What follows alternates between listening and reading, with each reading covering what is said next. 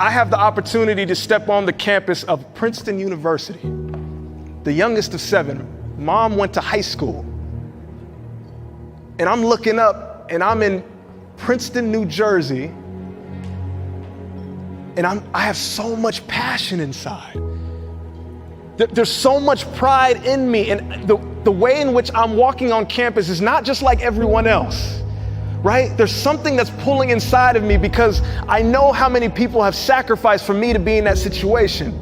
And the beautiful thing about being in a situation where people have sacrificed for you is that you have the power of so many people, right? I stand here as one person, but I come as 10,000.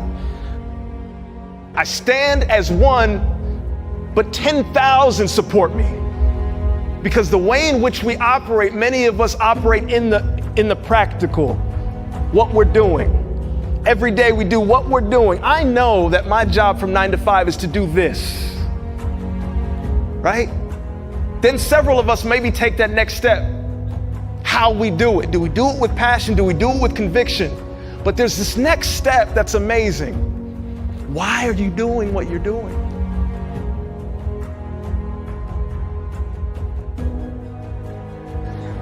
Who's your why?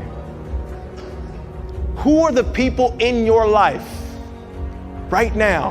Who are the people in your life who you can see their face and you say, you know what? Because of you, I will do more, be more, and become more. Because of you, I will do more, be more, and become more.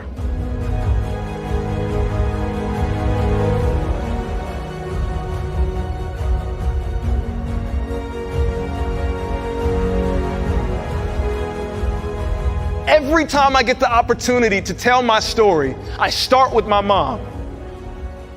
She is me. Her heart is my heart.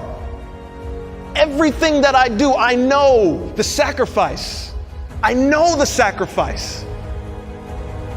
And the most amazing part is I believe that each and every one of us can bring that passion to what we do if we remember who our why is. If we identify it so clearly on a day-to-day basis of why are we getting up at 6 a.m. again? Why are we doing this, right? And there are certain people in our lives that allow us to continue on, that allow us to push forth.